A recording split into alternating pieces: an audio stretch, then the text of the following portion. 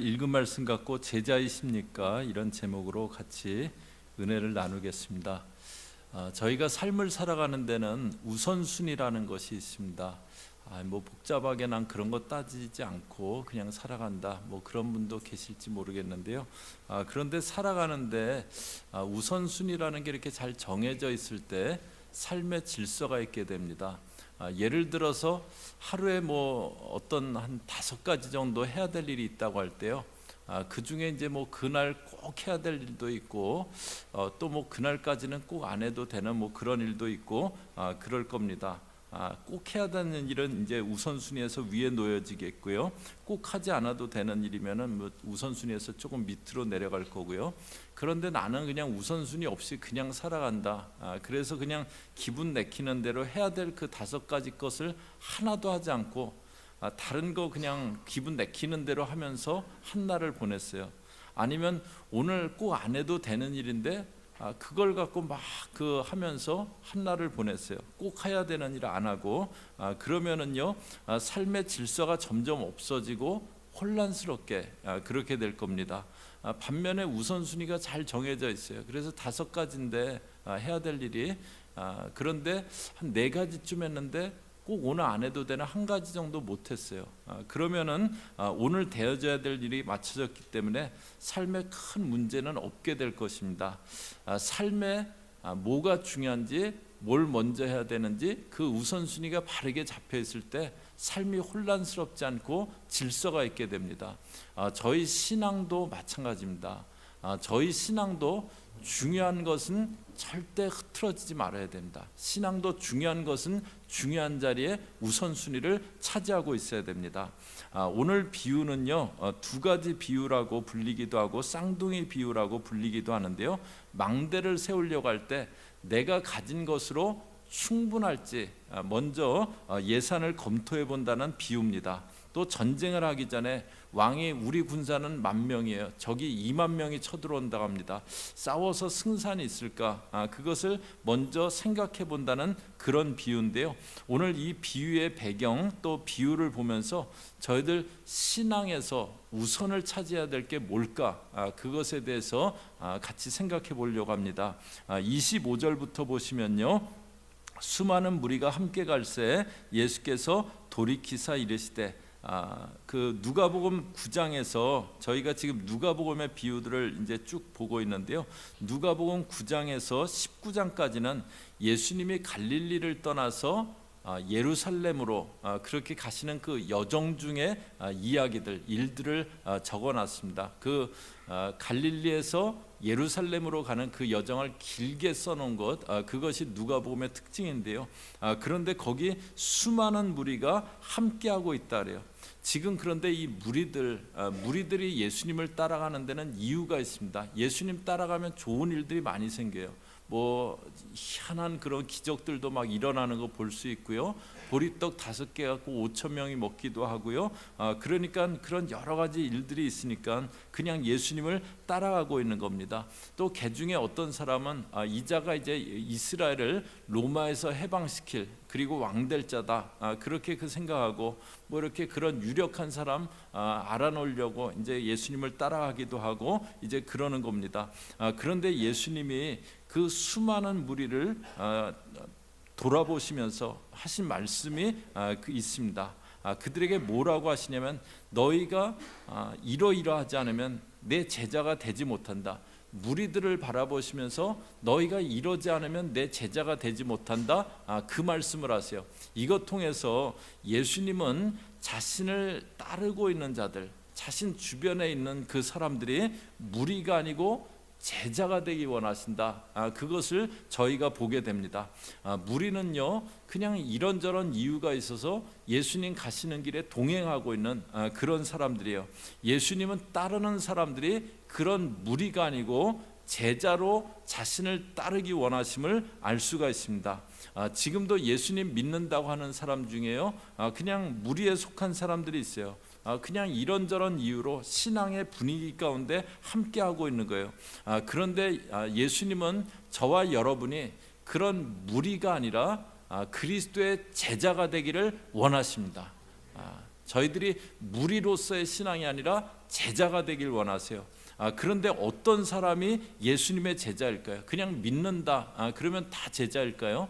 예수님이 이런 사람이 나의 제자다, 그것을 오늘 말씀에서 말씀해 주고 있습니다. 26절에 보시면요, 물은 내게 오는 자가 자기 부모와 처자와 형제와 자매와 더욱이 자기 목숨까지 미워하지 않으면 능히 내 제자가 되지 못하고, 여기 보면 부모, 처자, 형제, 자매를 미워하지 않으면 내 제자가 되지 못한다래요.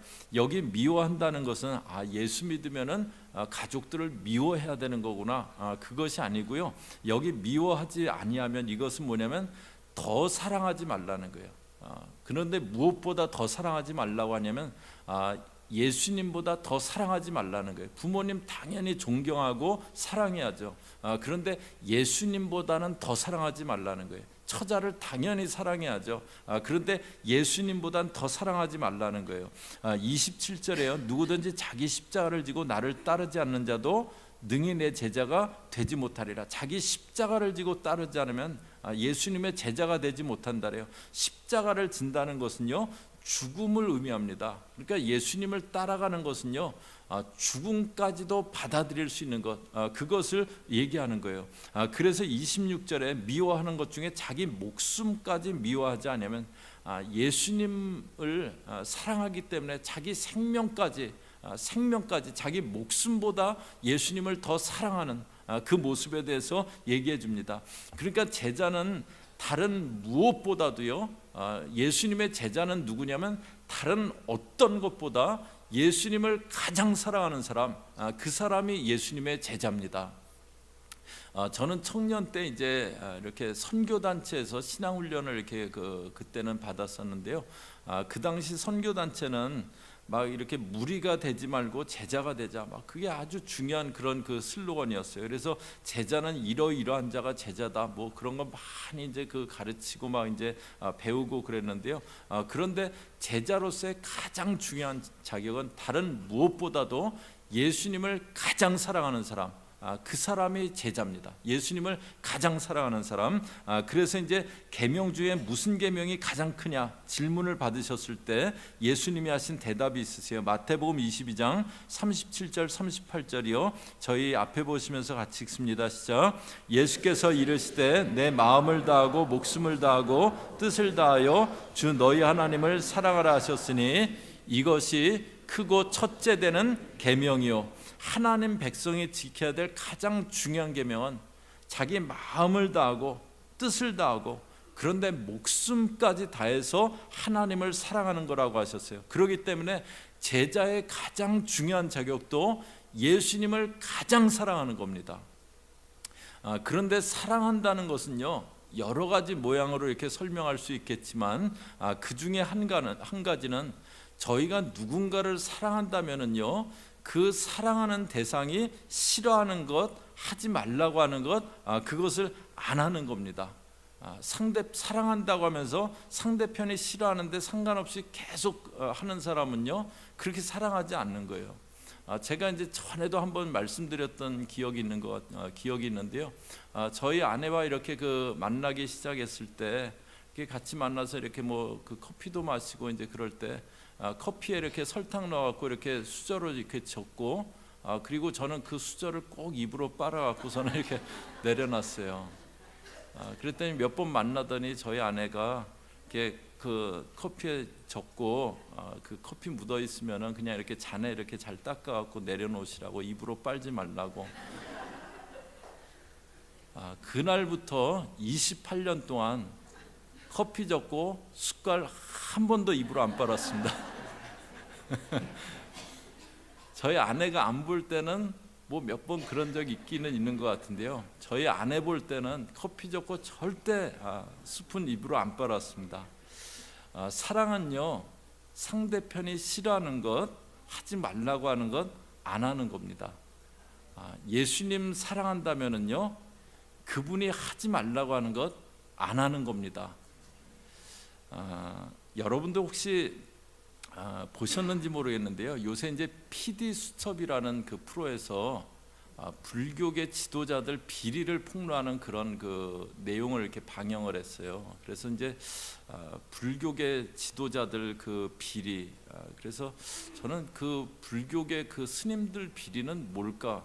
뭐 좀 이렇게 호기심도 있고 그래갖고 봤다가 좀 많이 충격적이었어요. 그 저희가 이렇게 이름 되면 아는 전국의 그 유명한 사찰이에요. 그 사찰의 그 주지 스님들 이야기인데요. 그런데 그 사찰들은 이렇게 입장료 같은 수입이 상당하더라고요. 그런데 주지 스님이 그 입장료 막 10매덕 되는 그런 거에 한 절반 이상을요, 뭐 판공비, 경상비 이런 명목으로요, 본인이 갖고 유흥업소를 다니신 거예요. 유흥업소에 가서 그걸 쓰신 거예요. 그리고 이제 전국의 그 유명 사찰의 그 주지 스님들끼리 정기적으로 모이셔갖고 억대의 그런 그 판돈이 있는 그런 도박판을 하신대요. 뭐 이렇게 어쩌다 한 번 한 게 아니고요, 정기적으로 아주 그게 모임이 있으시대요. 그리고 뭐 마카오, 라스베가스 이런 데 막 원정 도박도 다니시고요. 그리고 여자 스님들 비구니잖아요. 비구니들 뭐 성추행, 성폭행 하시고, 뭐 그리고 이제 그 어떤 그 처자가 있어갖고 외도를 해갖고 자녀가 있는 경우도 있으시고, 이제 막 그런 내용들이 나왔어요. 제가 이제 그 불교를 폄하하기 위해서 이런 얘기를 언급을 하는 것은 절대 아니고요. 단지 그분들은 혼인도 안 하시고 수도 생활을 하시겠다고 출가를 하신 그런 분들이시잖아요. 그런데 그런 내용을 보면서 저희 인간 안에는 참 치열한 죄성이 있구나, 그런 것을 생각하게 되었습니다. 저와 여러분이 신앙생활하지만 저희들은 다른 존재인가요? 저희들은 죄와 상관없는 그런 존재들일까요? 저희들도 똑같이 죄성이 있는 그런 인간들입니다. 그런데 예수님은 저희가 하나님의 자녀들이 죄에 지고 육신에 지고 그것을 싫어하세요. 예수님 사랑하는 것은요, 예수님이 싫어하시기 때문에 그런 육의 모습, 죄의 모습을 행치 않는 것, 그것을 말합니다. 내게 죄의 소욕이 있더라도요, 예수님을 사랑하기 때문에 그 죄의 소욕을 다스리는 사람, 그 사람이 그리스도의 제자입니다. 그렇게 이제 자기 목숨까지 미워하지 아니하면 내 제자가 되지 못한다 말씀하시면서 예수님이 이제 쌍둥이 비유를 그렇게 말씀하세요. 제자의 길 절대 쉽지 않은 길인데 가겠느냐, 그것을 도전하시는 거죠. 그러면서 이제 33절을 말씀하세요. 33절 보시면은 이와 같이 너희 중에 누구든지 자기의 모든 소유를 버리지 않으면 능히 내 제자가 되지 못하리라. 또 어떤 사람이 내 제자가 되지 못한다고 하냐면 자기 모든 소유를 버리지 아니하면 그래요. 이거는 그럼 예수 믿는 것은 무소유가 되라고 하는 건가? 그것은 아닙니다. 이것은 무슨 뜻이냐면요, 예수님을 가장 가치 있는 분, 가장 소중한 분으로 모시라는 겁니다. 저희가 이제 마태복음에서 보았기 때문에 오늘 그 누가복음에서는 안 봤는데요, 이 오늘 비유 바로 앞에 비유가 있어요. 어떤 사람이 큰 잔치를 열고 사람들을 촛대를 했습니다. 그런데 그들이 이제 사양하면서 하는 얘기가 있어요. 그 18절 몇 절 앞에 18절부터 한번 보시면은요, 다 일치하게 사양하여 한 사람은 이르되 나는 밭을 샀음에 아무래도 나가 보아야겠으니 청컨대 나를 양해하도록 하라. 난 밭 사서 못 가겠다. 19절에 또 한 사람은 이르되 나는 소 5겨리를 샀음에 시험하러 가니 청컨대 나를 양해하도록 하라. 난 소 사서 못 가겠다. 20절에 또 한 사람은 이르되 나는 장가 들었으니 그러므로 가지 못하겠노라. 여러 가지 이유를 대면서 이 사람들이 나는 그 잔치에 갈 수 없다 그랬어요. 근데 저희 마태복음에서 봤어요. 이게 왕의 아들의 혼인잔치였어요. 그래서 진노한 왕이 그들을 진멸한다고 했습니다. 이 사람들이 뭐가 중요한지, 뭐가 가치 있는 것인지 그 우선순위 평가를 잘못했던 겁니다. 제자는요, 다른 어떤 것보다 예수님이 가장 첫자리, 예수님이 가장 소중한 사람, 그 사람이 예수님의 제자입니다. 그런데 예수님을 소중하게 여기면, 그러면 저희가 예수님을 소중하게 여겨야 되는데 예수님을 소중하게 여기는 건 어떻게 하는 걸까요? 예수님이 교회는 나의 몸이라고 말씀하셨어요. 예수님 몸이 교회입니다. 그러니까 예수님을 소중하게 여기는 것은요, 교회를 소중히 여기는 겁니다. 그런데 소중히 여기기 위해서는요, 내 교회가 있어야 돼요. 물론 모든 교회가 다 주님의 교회고 귀한 주의 재단입니다. 그렇다고 저희가 그 모든 교회를 다 섬길 수는 없잖아요. 그래서 정말 내가 소중히 섬길 수 있는 내 교회가 있어야 합니다. 저희가 누군가에게 요새 어디 지내세요? 요새 무슨 일 하세요? 그렇게 여쭤보면은 요새 임시로 어디에 거처하고 있어요? 제가 무슨 일을 하려고 하는데 그 전에 임시로 무슨 일을 하고 있어요? 이제 그런 대답을 하시는 듣게 되는 그런 경우들이 있는데요. 그런데 교회에 대해서도 어느 교회 다니세요? 그렇게 여쭤볼 때 제가 지금 임시로 그냥 어느 교회 다니고 있어요. 그렇게 답하시는 그런 분들이 간혹가다 계세요. 저는 오늘 2부 예배 드리는 믿음의 식구들은 임시로 저희 교회 다니는 그런 분들 한 분도 안 계시기를 바랍니다. 교회 생활은요, 여기가 내 교회다라는 곳이 꼭 있어야 됩니다. 그때 신앙이 질서가 있게 돼요. 그런데 저희들 보고 그 교회를 어떻게 섬기라고 하느냐? 골로새서 1장 24절이요. 저희 앞에 보시면서 같이 읽습니다. 시작. 나는 이제 너희를 위하여 받는 괴로움을 기뻐하고 그리스도의 남은 고난을 그의 몸된 교회를 위하여 내 육체에 채우노라. 여기 보면은 바울 사도가 뭐라고 했냐면 그리스도의 남은 고난을 그의 몸된 교회를 위해 내 육체에 채운다.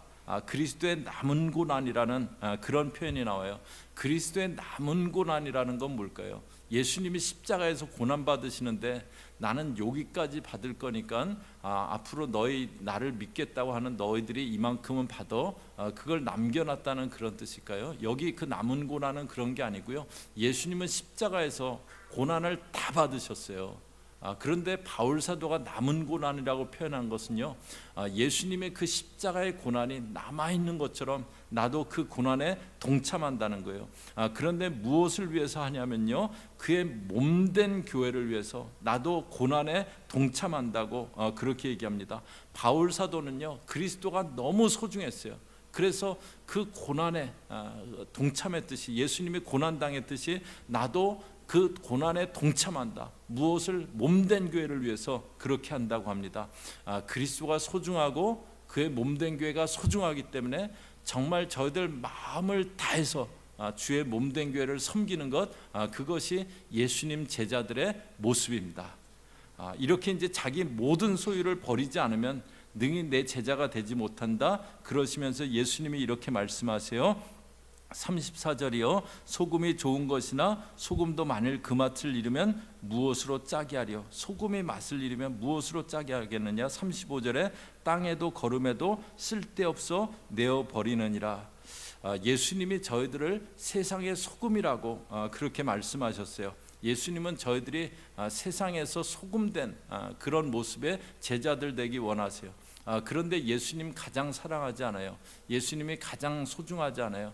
그 사람은 소금이 맛을 잃은 것 같은 그런 사람이라는 거예요. 맛이란 이게 뭔지 모를 그런 사람이라는 거예요. 그러니까 저희들 신앙 가운데 내가 예수님 사랑하지 않아요? 예수님이 소중하지 않아요? 예수님이 그냥 내 삶에서 저 뒤에 어디쯤인가 그 순위를 차지하고 있어요. 절대 첫 자리가 아니에요. 그러면은 그 사람은 내가 신앙생활 한다고 하는데 신앙생활을 하는 건지 아닌지 그것이 이렇게 잘 이렇게 마음 가운데 이렇게 뚜렷하지가 않습니다. 그리고 신앙생활하지만요, 삶이 이렇게 혼란스럽게 돼 있어요. 신앙생활하는데 왠지 내 삶 가운데 질서가 없게 그렇게 되어져 있습니다. 저희가 오늘 우선순위 봤는데요, 신앙에서는 예수님이 가장 사랑하시는 분이셔야 됩니다. 저는 오늘 예배드리는 저와 여러분 정말 예수님이 내 삶 가운데 가장 사랑하는 그분 되시기를 주의 이름으로 축복합니다. 그렇기 때문에 예수님이 싫어하시는 거 안 하는 거예요. 이제 예수님이 싫어하시는 모습 떠나는 겁니다. 그 다음에 예수님이 가장 소중한 분이에요. 그렇기 때문에 주의 몸된 교회를 내가 마음을 다해 소중하게 그렇게 섬겨나가는 겁니다. 그래서 저와 여러분 삶 가운데 혼란스럽고 뭘까? 인생이 뭘까? 삶이 뭘까? 내 신앙은 예수 믿는데 왜 이렇게 뭐가 없는 것 같을까? 그런 느낌의 신앙생활이 아니고요, 정말 삶의 질서가 있고 분명한 그런 확신 있는 그런 믿음의 제자들 다 되려고 하는 그런 저희 교우들 다 되시기를 주의 이름으로 축복합니다. 같이 기도하겠습니다. 하나님 아버지, 저희 오늘 사랑하는 주의 교우들을 주 앞에 올려드리면서 기도합니다. 예수님 가장 사랑하는 마음 부어주옵소서. 예수님이 내 인생의 가장 소중한 분인 그 마음 부어주옵소서. 그래서 삶이 더 이상 혼란스럽지 않고, 삶이 더 이상 무질서하지 않고, 삶이 정돈되고 확신 있고 질서 있는 그런 믿음의 사람들 되어지게 함께하여 주시옵소서. 예수님의 이름으로 기도 올리옵나이다. 아멘.